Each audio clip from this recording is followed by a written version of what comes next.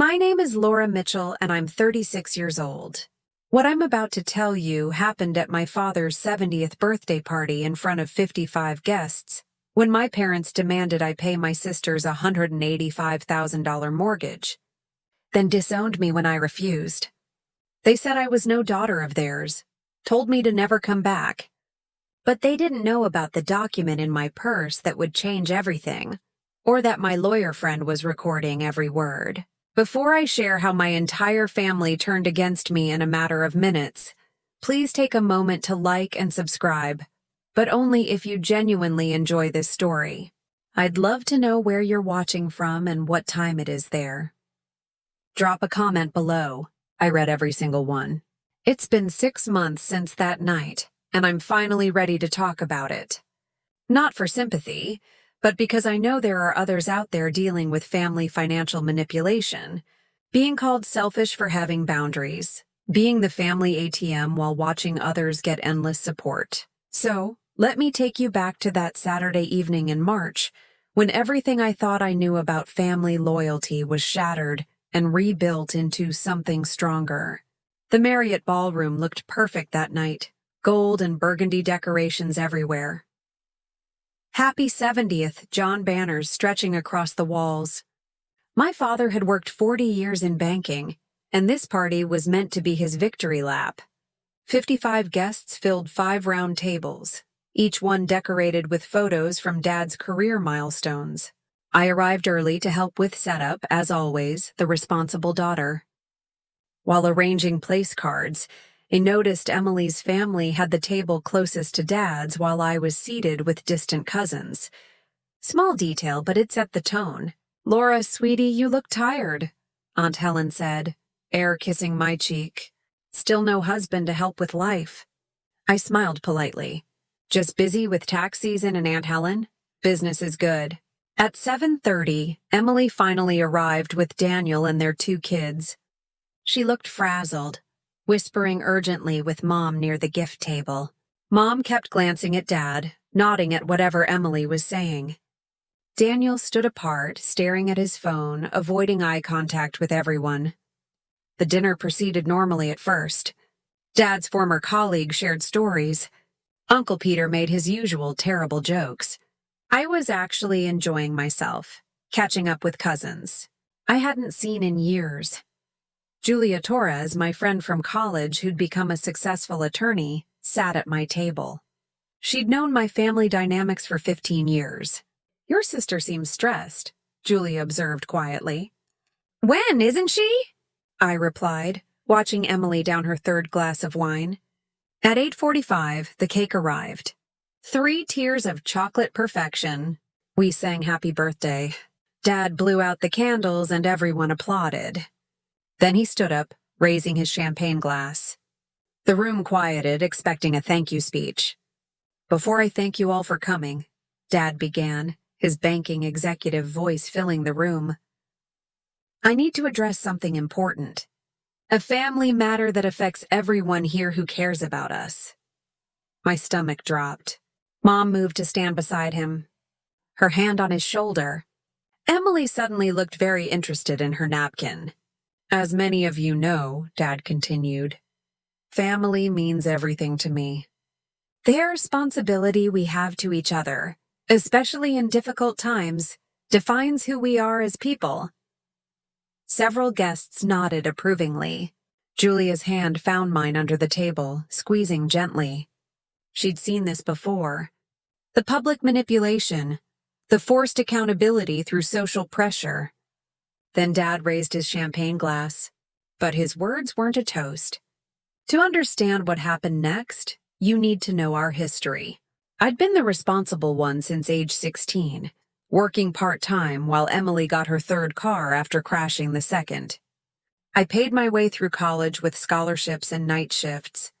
Emily dropped out twice, each time costing our parents $15,000 in lost tuition. When I graduated and started my accounting practice, Emily was launching her first business, a boutique that lasted 6 months.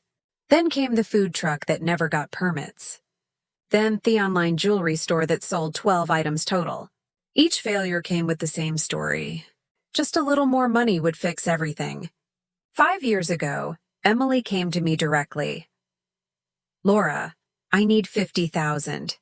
Daniel and I found the perfect investment opportunity. We'll pay you back in 2 years with interest. I was young, successful, and still believed family meant something.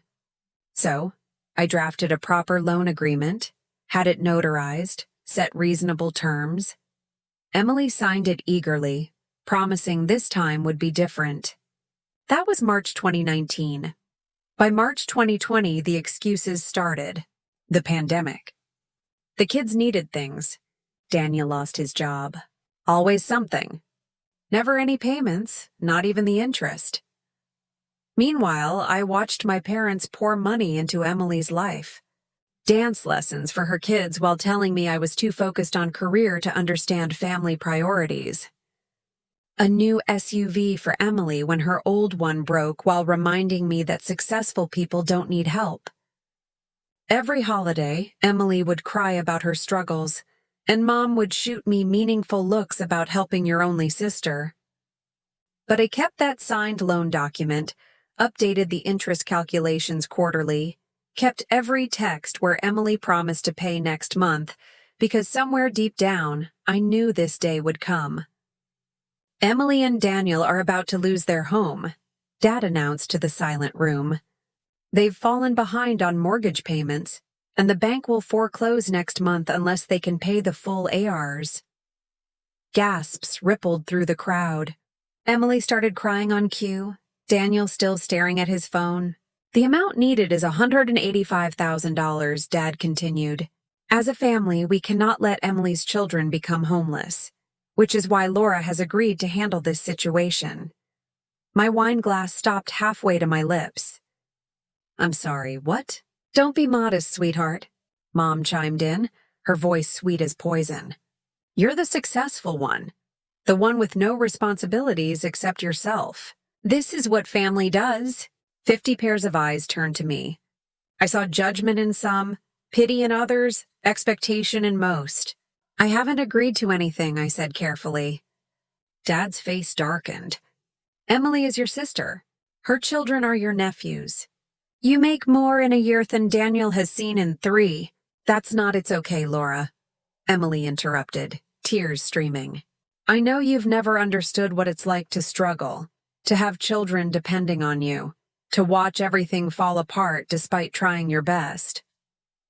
The room's sympathy shifted entirely to her. Poor Emily, the struggling mother.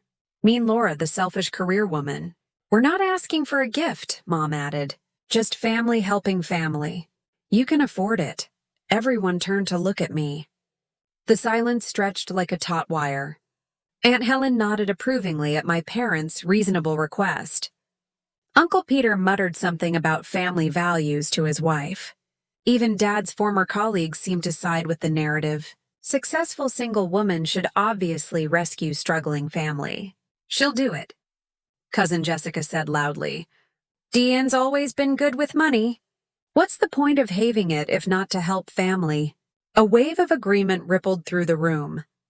I caught fragments of whispered conversations.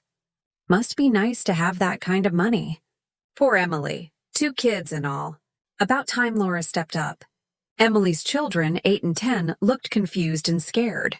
The older one, Jason, kept asking, Are we really going to lose our house, Mom? Emily hugged them dramatically, shooting me a look that said, How can you do this to them? Daniel finally looked up from his phone, but not at me. He stared at the exit door like he wanted to bolt.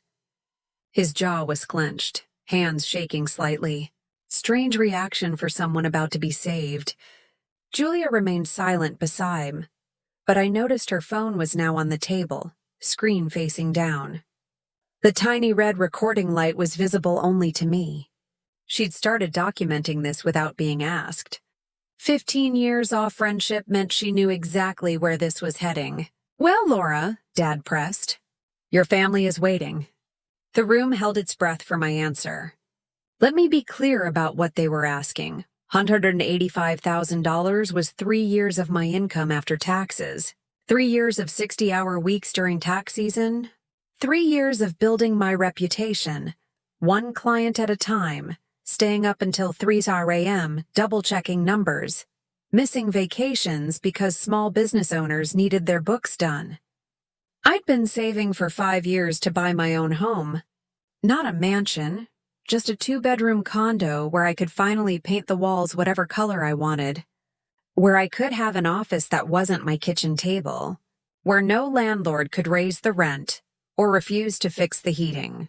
That dream sat in my savings account, $195,000 waiting for the right property, and they wanted all of it for Emily. This wasn't the first time either. I'd mentally calculated it during sleepless nights. Over the past decade, between direct loans and gifts I'd never see again, Emily had taken about $100,000 from various family members. $50,000 from me, $20,000 from our parents' retirement, $15,000 from Grandma's estate that was meant to be split equally, the rest from aunts, uncles, anyone with a checking account and a guilt complex. That money, I said slowly, represents my entire future. My house deposit, my emergency fund, my security. Security? Mom laughed bitterly. Emily's children might be sleeping in a car and you're worried about security. Have you asked why they're in this situation? I responded. Daniel hasn't worked in 2 years. Emily's failed 3 businesses. They bought that house with no down payment and an adjustable rate mortgage they couldn't afford even when Daniel was employed. How dare you judge them? Dad growled. Not everyone gets lucky like you. Lucky? That's what they called my 4.0 GPA earned while working nights. Lucky was my CPA certification after failing twice and studying until my eyes burned. Lucky was building a client base by offering discounted rates for 2 years until word of mouth grew. But I'd learned long ago that in my family, Emily's failures were bad luck, while my successes were just good fortune. Emily struggled. I was privileged. Emily needed help. I was obligated to provide it. Julia's hand found mine again. She'd seen my bank statements when I'd asked her to review my condo purchase contract last month. She knew exactly what this request meant. You're really going to let your nephews suffer because you want a condo? Mom's voice carried across the room, each word designed for maximum impact. What kind of person values property over family? The kind who's already given $50,000 that was never repaid, I said quietly. The room stirred. Emily's face went pale. That's different, she said quickly. That was a business investment that didn't work out. This is about my children having a roof over their heads. Children you chose to have, I replied. Children you chose to support on dreams and debt instead of stable income. Dad slammed his hand on the table. The champagne glasses jumped. Enough. You will help your sister or you can forget being part of this family. John, Julia said softly, speaking for the first time. Are you really giving your daughter an ultimatum at your birthday party? Stay out of this, Mom snapped. This is family business. Then maybe it shouldn't be discussed in front of 50 people, Julia countered. But Mom was already standing, moving toward me with the practiced disappointment of a mother who'd perfected emotional manipulation. Laura, sweetie, I know you don't have children, so you can't understand the fear of losing everything, but Emily does. Every night she lies awake terrified. Every morning she wonders if today's the day the sheriff comes. Emily sobbed harder. Several guests wiped their eyes. Even I felt the pull of it, the guilt, the obligation, the weight of being labeled the family villain. If you don't do this, Dad said, his voice now cold and formal, like he was terminating an employee, then you're no longer welcome in this family. We'll change our wills. You won't be invited to holidays. You'll be dead to us. Dead to us, Mom repeated. Is that what you want, to orphan yourself over money? My hands were shaking now, but not from fear, from rage, from exhaustion, from 15 years of being the family ATM while being told I was selfish for having boundaries. So, let me understand, I said, standing slowly. If I don't give Emily 3 years of my income, Money I worked for, saved for, planned my future with. I'm no longer your daughter." "That's exactly what we're saying," Dad confirmed. I stood up slowly, my hands surprisingly steady. If you've ever been in a situation where family expected you to sacrifice everything while they took no responsibility, type boundaries in the comments. I'm curious, what would you have done in my position? Would you have paid, or would you have stood your ground? Let me know below. And don't forget to hit that like button if this story resonates with you. Now let me tell you what happened when I finally spoke up. "I'm sorry, but I cannot and will not pay for Emily's mortgage." The words came out clear and steady, though my heart was racing. Every face in the room turned to stone. "Cannot," Dad repeated, "or will not both. I cannot destroy my financial future for someone else's repeated poor decisions, and I will not enable this pattern any longer." "Enable," Emily shrieked. "I'm about to be homeless. You're about to face consequences," I corrected. "There's a difference." "How can you be so cruel?" Mom demanded. "Is it cruel to expect adults to handle their own responsibilities? Is it cruel to keep the money I earned? Is it cruel to say no to being financially abused?" The phrase "financially abused" rippled through the crowd like a stone in water. Some guests shifted uncomfortably, others leaned forward, sensing drama. Daniel still hadn't said a word. He sat frozen, knuckles white as he gripped his phone. "When I mentioned financial abuse," he flinched visibly. "You're twisting this," Dad said. "We're asking for help, not abusing anyone. You're demanding money in front of 50 people, threatening to disown me if I refuse. What would you call it?" Julia's phone shifted slightly, ensuring it captured everything. Two of Dad's former colleagues exchanged glances and quietly stood to leave, clearly uncomfortable with the situation. "Sit down," Dad barked at them. "We're not done here." "But I was just getting started." "You ungrateful bitch," Emily snarled, the tears suddenly gone. "Everything always came easy to you. Perfect grades, perfect job, perfect little life with no responsibilities." "Emily," Mom gasped, but not at the insult, at the mask slipping. "No, Mom, let me talk." She sits there in her nice apartment buying designer clothes, taking vacations while I struggle every single day. My kids deserve better than a selfish aunt who hoards money like a dragon. "Designer clothes?" I laughed bitterly. "I shop at Target that vacation, a weekend in Boston for a continuing education conference. But you wouldn't know that because you've never asked about my life, unless you needed money." "Because your life is boring," Emily shouted. "Numbers and spreadsheets and no one to love you except your bank balance." The room collectively gasped. Even Mom looked shocked. "At least my bank balance doesn't lie to me," I shot back. "It doesn't promise to pay me back and then buy a new car instead." "How dare the Toyota Highlander?" I continued. 2021 model, $40,000. Bought 3 months after you borrowed $50,000 from me for an emergency. I have the Carfax report. Emily's mouth opened and closed like a fish. Daniel had gone completely pale.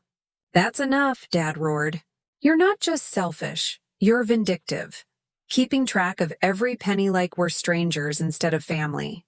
"Strangers would have paid me back," I said. Mom started crying. The theatrical kind meant to guilt me into submission. I can't believe I raised such a heartless daughter. "What did we do wrong?" Julia was typing something on her phone now, her lawyer instincts clearly activated. Several more guests were edging toward the exit. Aunt Helen stood up, her voice dripping with judgment. "Laura, dear, family helps family. When you're old and alone, you'll regret this selfishness." "She's right," Uncle Peter added. "What's money compared to blood?" "You can always make more money." "Then why don't you pay?" I asked him directly. He sputtered. "Well, we don't have that kind of exactly." "You don't have it. But somehow I'm evil for not giving what I do have," Cousin Jessica chimed in. "But you don't have kids, Laura. You don't understand the pressure Emily's under." "I understand math," I replied. 2 adults, 0 jobs, 3 failed businesses, and a mortgage they couldn't afford from day one. That's not pressure. It's poor planning. You cold-hearted? Someone started. Realistic, I interrupted. The word you're looking for is realistic. But the room had chosen sides. Team Emily had about 40 members, all shaking their heads at my cruelty. Team Laura consisted of Julia and maybe 3 others who remained silent, but didn't join the condemnation. One of those was Daniel's brother, Brian, who'd flown in from Seattle. He kept staring at Daniel with an expression I couldn't read. Disappointment? Anger? Knowledge? "This is your last chance," Dad said, his voice now deadly quiet. "Help your sister or leave this family forever." The ultimatum hung in the air like a blade. Mom clutched Dad's arm. Emily held her children like shields, and 50 people waited to see if I'd break. Then Dad said the words that changed everything. "You're no daughter of ours," Dad declared, his banking executive voice carrying the same finality as when he'd fired employees. "Get out and never come back." The words hit like physical blows, but I'd been expecting them for years. What I hadn't expected was how free I'd feel hearing them.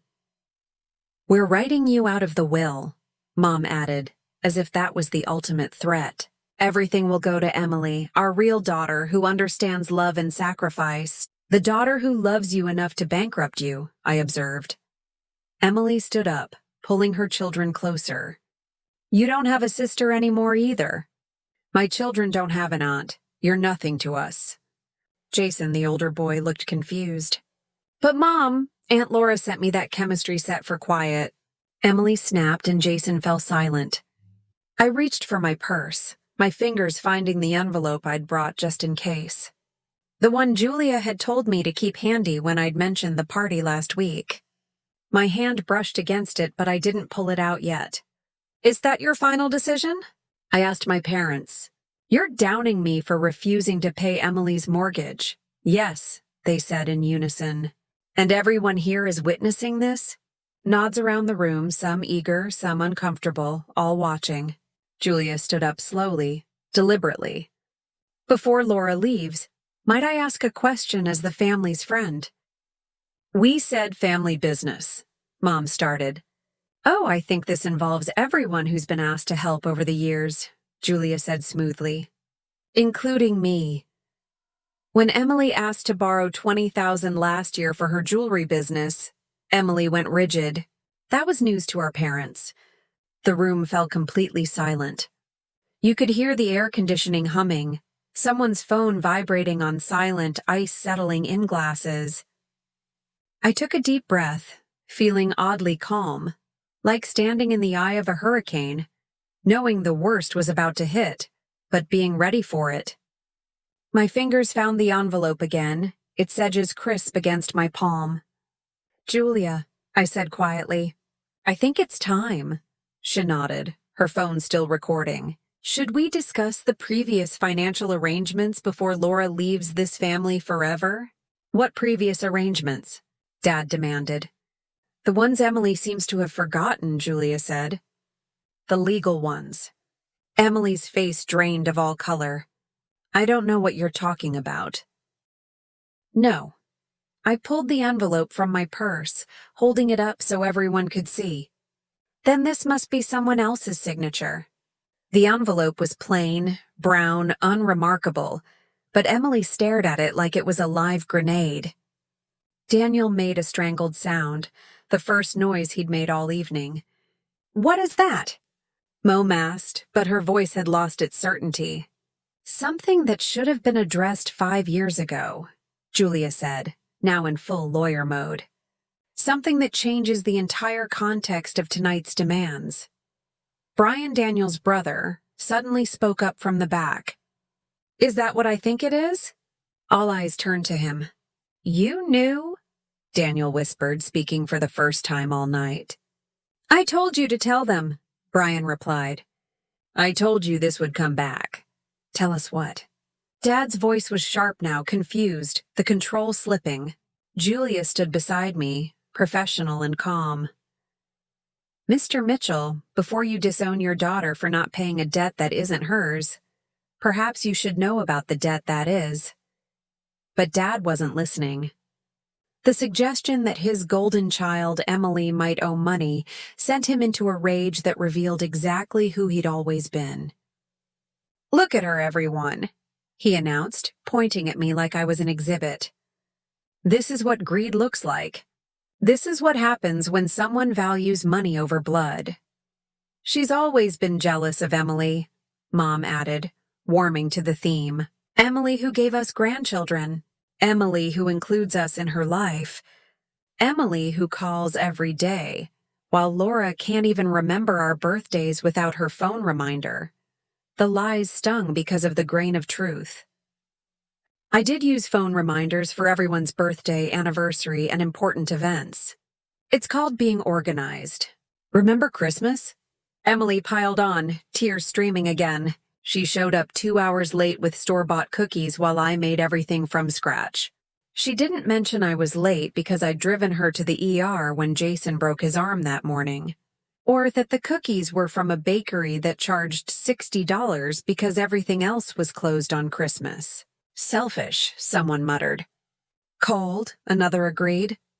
"No wonder she's alone," Aunt Helen's stage whispered. Dad continued his performance. "We gave you everything. Private tutors when you struggled with math? I never had tutors.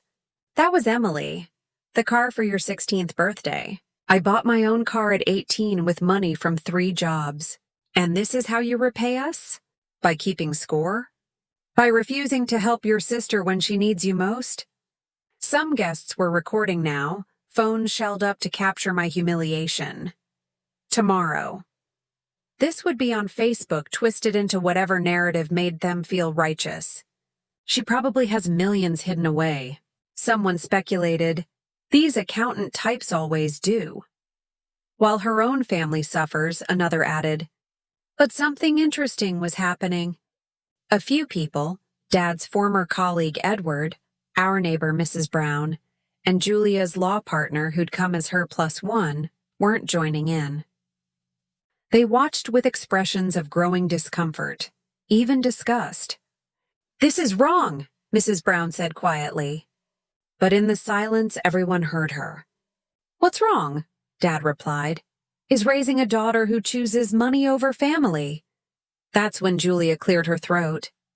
Emily saw her opportunity and took it, collapsing into a chair with perfectly timed sobs. "I tried so hard," she wailed. "Every business, every opportunity. I just wanted to provide for my babies." She pulled Jason and Chloe onto her lap, though Jason looked uncomfortable with the display. "Mommy's sorry, we're going to lose our house babies. Aunt Laura doesn't think we deserve help." "But Aunt Laura," Chloe started. "Shh, sweetie." Aunt Laura made her choice. Emily turned to the crowd, mascara strategically smeared but not too messy. "You don't understand what it's like. Daniel got laid off through no fault of his own. My boutique failed because of COVID. The food truck was sabotaged by competitors.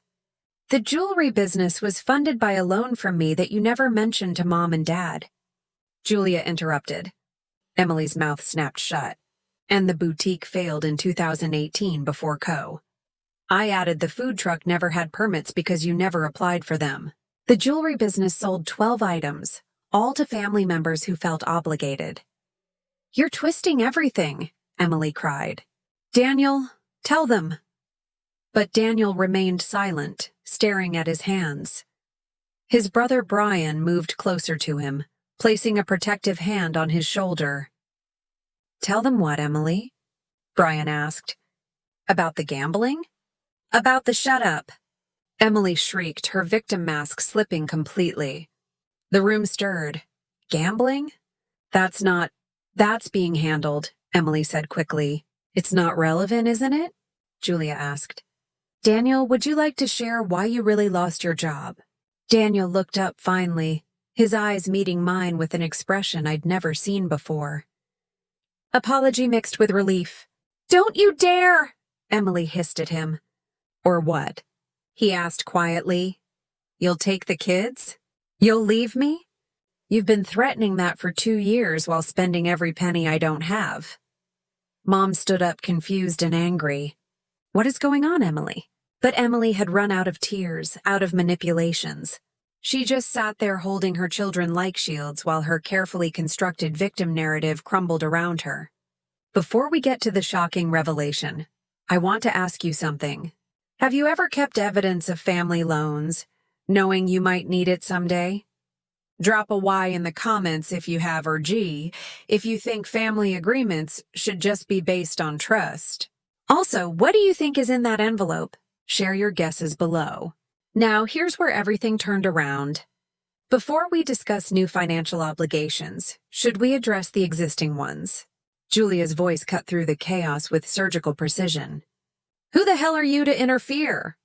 Dad demanded.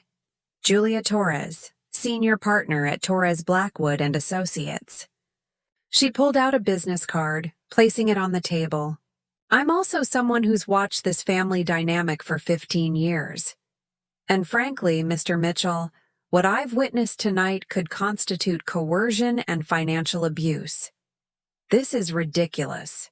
Is it? Julia pulled out her phone. I've been recording this entire confrontation. 50 witnesses just heard you threaten to disown your daughter if she doesn't pay a debt that isn't hers. That's textbook financial coercion. Recording without consent is illegal, Mom said triumphantly. Not in a public venue with no reasonable expectation of privacy, Julia corrected. This is a hotel ballroom with 55 guests. Everything said here is admissible. The legal terms made several guests shift nervously. This wasn't family drama anymore. It was potentially a legal matter.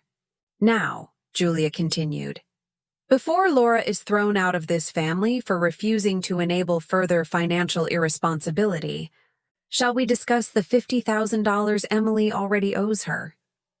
That was a business investment, Emily protested. No, it was a loan. A documented notarized loan with specific repayment terms. Julia looked at my parents. Were you aware your daughter Emily signed a legal promissory note 5 years ago? The silence was deafening. Of course not, Julia continued. Because Emily told you it was a gift, didn't she? Just like the $20,000 she tried to borrow from me was supposed to be a gift. Just like the $15,000 from your mother's estate that was meant to be split equally somehow all went to Emily. How do you know about? Mom started. Because unlike your family, I believe in documentation, Julia said, and so does Laura. I opened the envelope slowly, pulling out the notarized document. The gold seal caught the light from the chandelier as I unfolded it. This is a promissory note dated March 15, 2019, I said, my voice steady, signed by Emily Mitchell and notarized by Jessica Hang, licensed notary public of Massachusetts. Emily lunged forward. That's private. Private? I held it up. You made it public when you accused me of never helping you? Read it, someone called out. Mrs. Brown, our neighbor. I cleared my throat.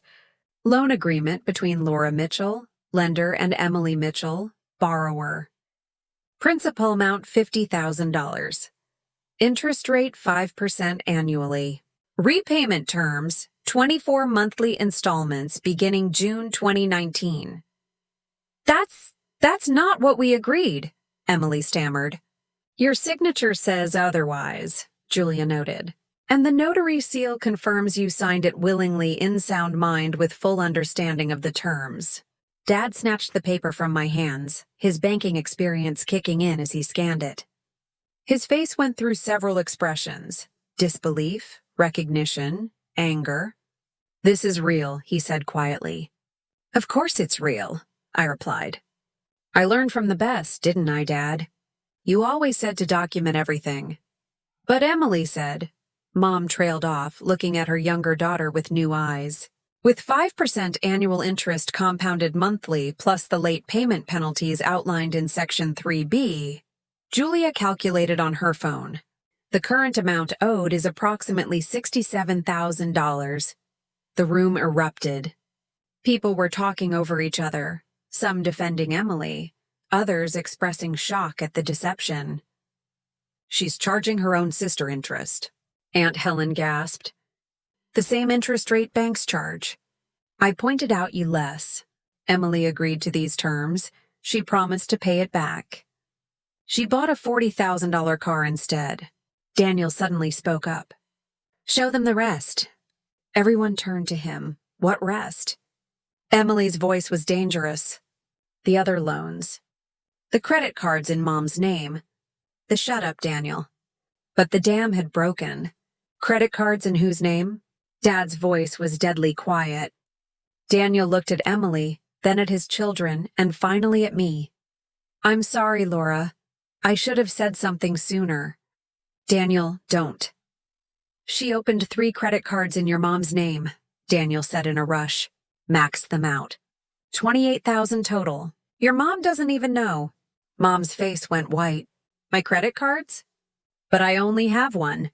Check your credit report, Daniel advised. Emily has your social security number. She did it when you were recovering from surgery last year. The room exploded. This wasn't just family drama anymore. This was fraud, identity theft, criminal activity. You're lying, Emily screamed at Daniel. You're just angry because I found out you've been stealing from everyone, including my brother. Daniel shot back. Brian lent you $5,000 last month. You told me it was for the kids' school, but it went straight to the casino. The gambling revelation landed like a bomb. Everything clicked into place. The failed businesses, the constant need for money, the desperation. Is this true? Dad asked Emily, his voice broken. Emily's mask finally shattered completely. You don't understand the pressure I'm under. You always love Laura more. Perfect Laura with her perfect grades and perfect job. I needed to prove I could succeed too. By stealing, Mom whispered. By committing fraud. By lying to everyone who tried to help you, I added. Julia held up her phone. This is all recorded, Emily. You just admitted to identity theft and fraud in front of 50 witnesses. But that wasn't the only document I had. I pulled out a second sheet from the envelope. A spreadsheet I'd updated just last week. Since we're being transparent, I said, here's the full accounting. 15 loans over 10 years totaling $13,000, not including the fraudulent credit cards Mom apparently doesn't know about. I read from the list. June 2014, $5,000 for emergency medical bills used for vacation to Cancun. I have the Instagram posts.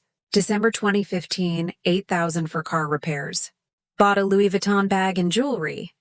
Credit card statements confirm. March 2016, $12,000 for the boutique.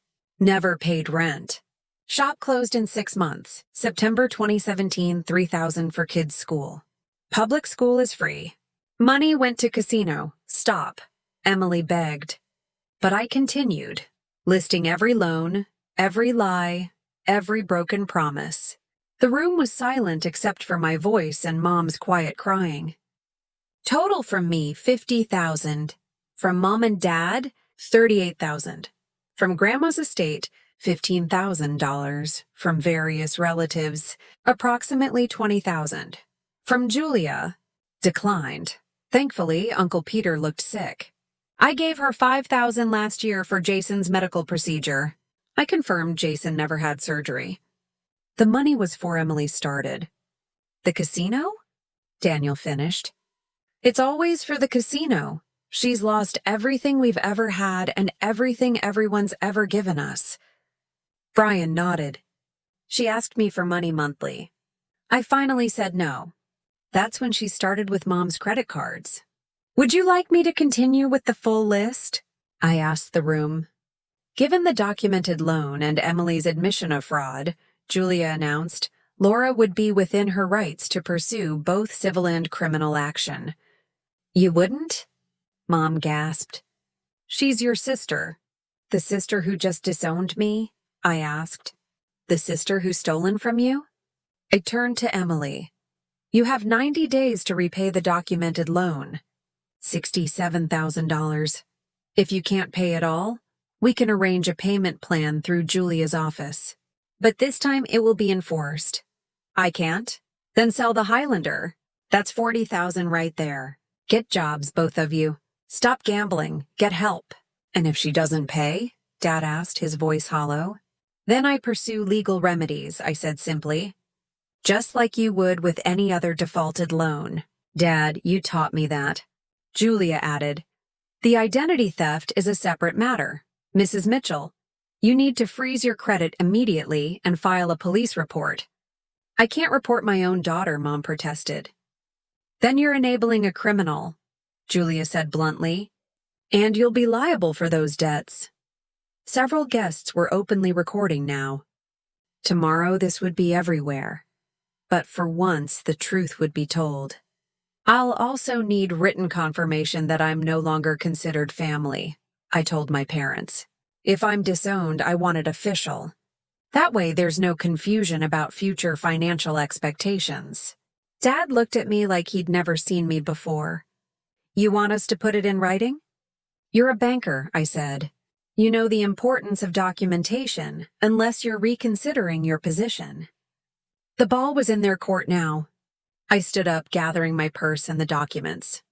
The room remained frozen. 50 people unsure whether to applaud or condemn. Thank you all for witnessing this, I said calmly. It's important to have accountability in families, don't you think? Mrs. Brown started clapping slowly, deliberately. Edward, Dad's former colleague, joined her, then Brian, then 3 others. Not a standing ovation, but an acknowledgement that truth had finally been spoken. Where are you going? Mom asked, her voice small. Away from here? You made it clear. I'm no longer family. I'm simply honoring your wishes. Laura, wait, Dad started. I'll give you 90 days to repay the documented loan. I repeated to Emily. My attorney will be in touch. Julia stood with me, professional and composed. Mr. and Mrs. Mitchell, I suggest you consult with an attorney regarding the identity theft. And Emily, I recommend you seek help for gambling addiction. There are resources available. As we walked toward the exit, Jason broke free from Emily's grip and ran home. Aunt Laura, I'm sorry, Mom lied. I hugged him quickly. It's not your fault, sweetheart. Take care of your sister. Will we see you again? I looked at my parents, at Emily, at the wreckage of what had been my family. That's up to your parents. Then Julia and I walked out of the Marriott ballroom, leaving behind 50 shocked guests, a ruined birthday party, and a family that had chosen greed over truth. The last thing I heard was Daniel saying, I want a divorce. The party ended within 15 minutes of my departure. Julia told Melatter she had left her law partner behind to observe and report. By the time we reached the parking garage, my phone was exploding. 17 missed calls from Mom, 12 from Dad, 23 texts from various relatives. I turned it off. You okay? Julia asked as we sat in her car. I will be, I said, surprised to find it was true. She showed me her phone. The recording was perfect. Clear audio of every threat, every admission, every revelation. This is insurance, she said, in case they try to spin it differently. They did try, of course. By the next morning, Emily had posted on Facebook about her heartless sister who chose money over family. But she hadn't counted on the witnesses. Mrs. Brown commented first, I was there. That's not what happened. Then Edward. As someone who worked with John for 20 years, I'm appalled by what I witnessed. Laura showed remarkable restraint. Then Brian with the killing blow. My sister-in-law is a gambling addict who stole from multiple family members. My brother is filing for divorce. Stop lying, Emily. The post was deleted within an hour. Uncle Peter called me that afternoon. I'm sorry, he said simply. I didn't know about the loans, about any of it. Martha and I were on your side. 3 cousins reached out with similar messages. Even Dad's sister, my Aunt Margaret, who lived in Florida, called to say she was disgusted with my parents' behavior. John called me. She said, wanted me to talk sense into you. I told him the only sensible thing you did was document everything.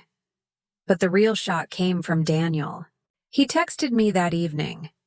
"Thank you for finally exposing the truth. I've been trapped in this lie for years. Brian is helping me file for divorce and get custody. Would you consider being a character witness?" "Absolutely," I replied. The family was dividing, choosing sides. But for the first time, the truth was on the table. Months later, the landscape had completely changed. Emily sold the Highlander for $38,000 less than she'd paid, but enough to make a significant dent in what she owed me. The rest came from Mom and Dad, who had to take out a home equity loan to cover both my loan and the fraudulent credit cards. They paid me $40,000 total, not the full amount, but Julia advised me to accept it and write off the rest. "You've made your point," she said. "Don't let this consume you." Daniel's divorce was finalized in record time. Emily didn't contest it. She couldn't. Not with the evidence of gambling addiction and fraud. Daniel got primary custody with Emily having supervised visitation until she completed a gambling addiction program. He sent me a thank you card with a picture of Jason and Chloe at their new apartment, looking happier than I'd seen them in years. Mom and Dad aged 5 years in those 3 months. The home equity loan meant they couldn't retire when planned. Dad had to keep working, and the golden retirement party he'd imagined would never happen.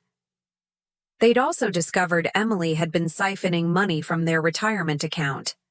Small amounts they hadn't noticed, but totaling nearly $12,000 over 2 years. The extended family remained split. About half understood why I'd done what I did. The other half thought I should have just paid and kept the peace. But even those who disagreed admitted Emily had gone too far with the fraud. Emily herself entered rehab for gambling addiction after the court mandated it as part of her plea deal for the identity theft charges. Mom refused to press charges, but the credit card companies did it for her. Emily got probation and mandatory counseling. 6 months after the birthday party, I got a letter from Emily. Not an apology. She wasn't there yet, but an acknowledgement. "I'm sick," she wrote. "I've been sick for a long time. I'm getting help." It was a start. I bought my condo 4 months after the party. Not the one I'd originally wanted. That dream had been adjusted, but a nice 1-bedroom with an office nook and a balcony overlooking a park. The first night there, I sat on my secondhand couch in my very own living room and cried. Not from sadness, but from relief. The boundaries I'd set that night weren't just about money. They were about self-respect, about refusing to be the family scapegoat, about breaking a cycle that would have continued forever if I hadn't stood up. I learned that family isn't about blood. It's about respect. It's about people who see your worth beyond your bank account. It's about relationships built on honesty, not manipulation. Julia, who'd stood by me when 50 people turned against me. That's family. Daniel, who finally told the truth despite the cost. That's family. Even Mrs. Brown, our neighbor, who clapped when everyone else sat silent. That's family. My parents and I don't speak. They sent a Christmas card with a generic signature. No personal message. I didn't respond. Emily and I have no contact except through lawyers about the remaining debt, which she's slowly paying off through her job at a call center, her first real job in 10 years. But I see Jason and Chloe regularly. Daniel brings them over for dinner twice a month. Jason's interested in accounting now, says he wants to be like me. I'm teaching him about budgets and compound interest. Chloe draws pictures of us together, Aunt Laura and her, always smiling. That's the family I choose. The one built on truth, respect, and genuine love. The one where boundaries aren't walls, but bridges to healthier relationships. That's my story. Months later, I still sometimes wake up wondering if I did the right thing. Then I remember the years of manipulation, the lies, the theft, and I know I did. Setting boundaries with family is never easy. They know exactly which buttons to push because they installed them. They weaponize love, obligation, and guilt, because those are the tools that have always worked. But here's what I learned. Saying no to financial abuse isn't selfish. It's self-preservation. If you're in a similar situation, document everything. Every loan, every promise, every threat. Not because you're vindictive, but because truth needs evidence when you're up against years of gaslighting. And remember, family who truly love you won't threaten to disown you for having boundaries. They won't demand you sacrifice your future for their mistakes. They won't manipulate 50 people into pressuring you to comply. What boundaries have you had to set with family? Have you ever been the family ATM? Expected to bail everyone out while being called selfish for having limits? Drop a comment below. I read every single one, and this community has become part of my chosen family too. If this story resonated with you, please share it. Someone in your life might need to hear that it's okay to say no, even to family, especially to family. And to my parents, if you're watching this, the door isn't closed, but it won't open again without respect, accountability, and genuine change. The same things you taught me to value once upon a time. Thank you for listening. Thank you for understanding. And remember, family isn't about blood, it's about respect. Until next time, stay strong. Thank you for listening to my story. If it resonated with you, please give this video a thumbs up. It really helps others find these important conversations about family boundaries. What's the hardest boundary you've ever had to set with family? Share in the comments below. I read every single one. And if you want more stories about standing up for yourself with grace and dignity, hit that subscribe button and the bell icon. Remember, setting boundaries isn't selfish, it's self-respect. Until next time, stay